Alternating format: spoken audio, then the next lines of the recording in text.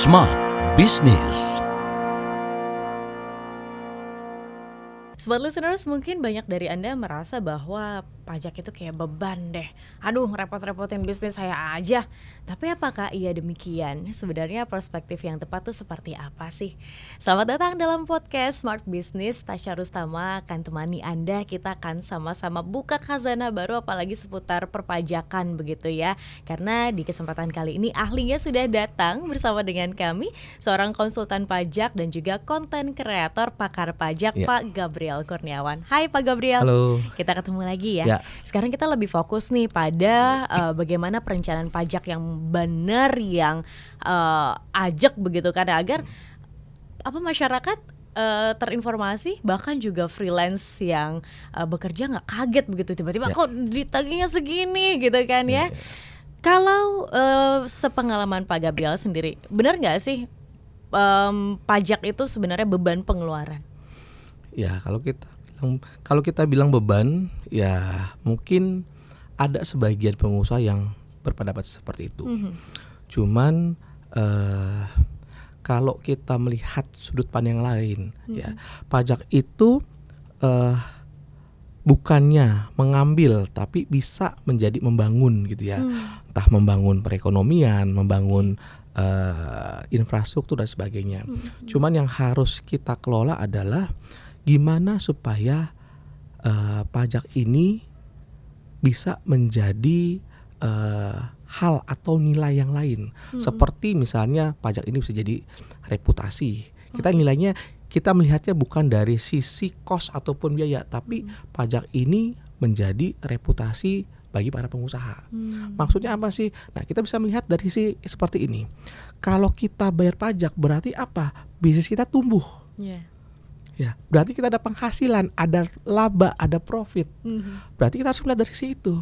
Tinggal kita melihat caranya, yang sudah saya bayarkan ini apakah bisa dihemat lagi atau tidak, kan gitu ya. Jadi perspektifnya jangan selalu biaya, tapi kita harus bersyukur gitu ya. Kalau kita ada bayar pajak berarti ya puji Tuhan bisnis kita berkembang, growth kan gitu. Itu salah satu indikasinya. Indikatornya ya, betul. Oke, baik.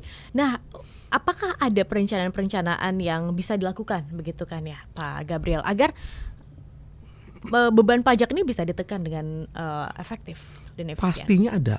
Kita sebutin namanya tax planning, bukan tax evasion ya, bukannya penghindaran pajak, tapi tax planning yang selalu ada dalam koridor hukum ataupun aturan pajak. Karena semua aturan itu kan dibuat oleh manusia, dan pastinya ada latar belakangnya. Kenapa aturan ini diterbitkan? Karena pertama dibuat oleh manusia dan ada latar belakang kenapa diterbitkan. Dari kedua hal ini pasti, kalau manusia itu nggak ada yang sempurna ya, pasti ada celahnya. Dan apakah masih relevan dengan perkembangan zaman? Apakah masih relevan? Kan pasti tentunya tidak. Kayak contoh dengan dunia digital. Ya, dulu kita tidak bisa memajaki Google, Facebook, tapi sekarang udah bisa. Berarti apa?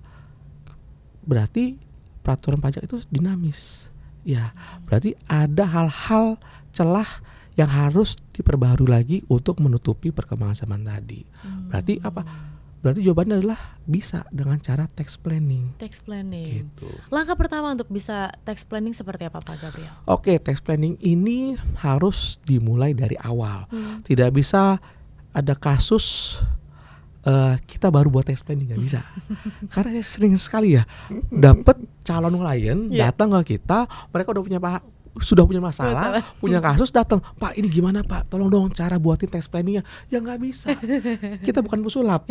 Ya, kita bukan pesulap gitu loh, yang tiba-tiba jadi gitu kan, nggak bisa. Nah, ini yang harus teman-teman pelaku usaha atau pengusaha, baik UMKM ataupun smart listener harus paham bahwa tax plan ini harus dilakukan di awal. Caranya gimana sih? Ya kenali dulu bisnis kita bergerak di bidang apa. Ya, tax planning F&B dengan tax planning manufaktur beda nggak? Beda. Terkait dengan susunan pengurus pun, terkait dengan modal pun, semua itu bisa menjadi faktor pembeda tax planning. Ibarat seperti ini. kalau kita berobat ke dokter, ya mungkin sama-sama sakit kepala. Ya, apakah obatnya sama? Mungkin aja enggak.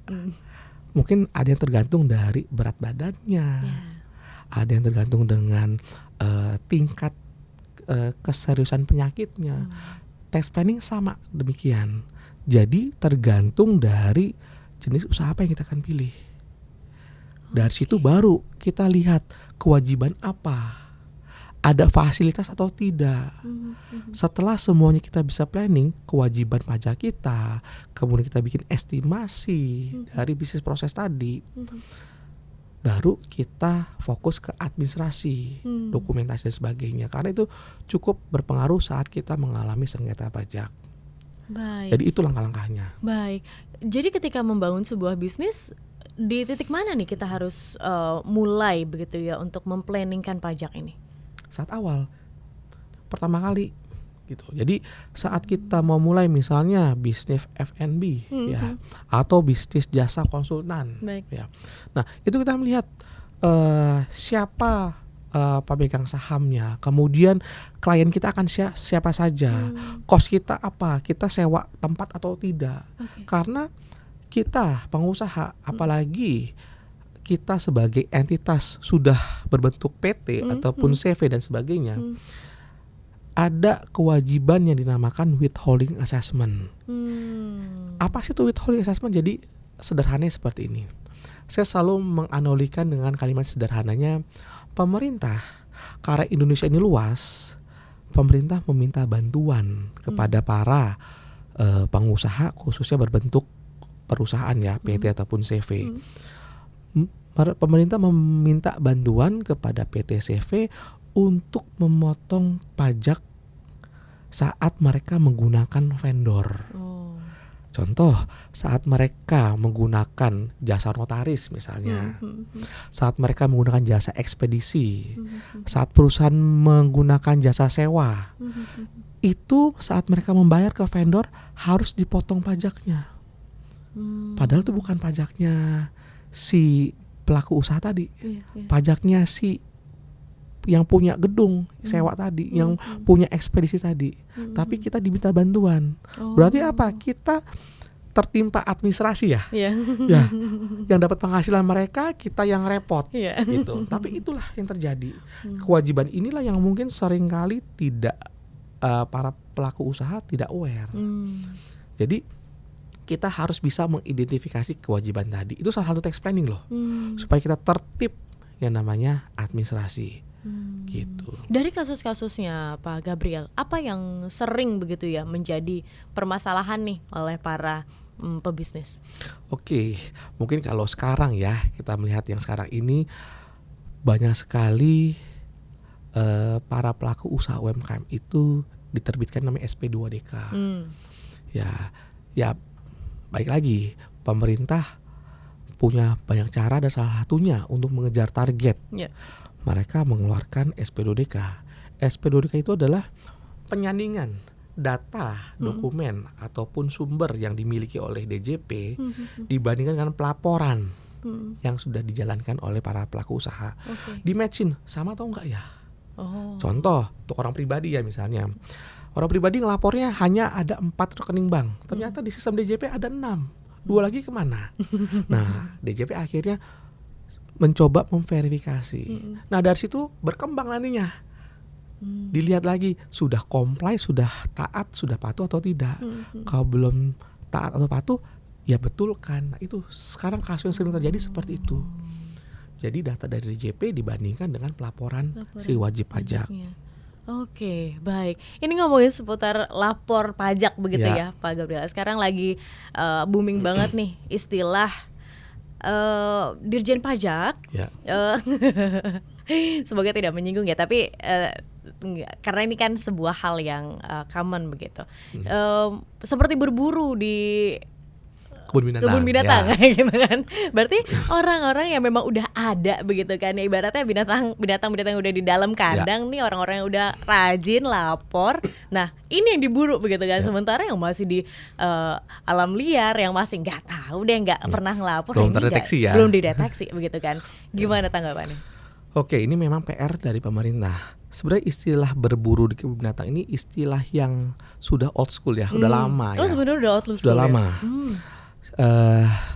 Sejak tahun 2018 pemerintah sudah menerapkan boleh bilang kebijakan ataupun role model yang kita sebut namanya CRM, Compliance Risk Management. Jadi setiap tahunnya para petugas pajak dari level AR, kepala seksi sampai kepala kantor, mereka membuat namanya daftar target sasaran prioritas. Aduh. Nah, ini yang jarang diketahui oleh para pelaku usaha. Mungkin smart listener harus juga mungkin coba searching. Yang dimaksud dengan DSP 3, daftar sasaran penggalian potensi, ya. Nah, karena apa? Karena di situ ada kriterianya. Jadi harusnya kalau metode ini dilakukan, gak ada lagi tuh berburu di kebun binatang. Harusnya. Kenapa? Karena salah satu syaratnya adalah atau kriterianya orang ataupun wajib pajak yang belum pernah diperiksa selama 3 tahun. Termasuk mereka yang tidak comply, tidak lapor, tidak setor, atau setor dan lapor telat, itu jadi salah satu kriteria. Bisa dilakukan pemeriksaan. Ya, tapi memang saat kita ngomong di lapangan, mungkin tanda kutip agak berbeda ya. Saat kepepet mungkin untuk menaikkan target dari bosnya, mungkin dari pimpinan, dari atasan, ya udah kita buka berkas yang ada aja. Jadinya istilah kebun berburu di kebun binatang muncul lagi. Tapi kita mungkin smart listener atau masyarakat juga perlu update dengan berita, karena Pak Purbaya berpendapat bahwa kita tidak akan memajaki lagi atau memeriksa wajib pajak yang sudah patuh. Nah, itu ada statement beliau di media. Ya, dan beliau juga kemarin sempat bersih-bersih ya, mungkin itu. Jadi itu mungkin hal positif juga gitu. Baik, ngomongin soal bisnis dan juga pajak dan pelaporan pajak. Namanya bisnis kadang-kadang kan fluktuatif ya. Naik turun.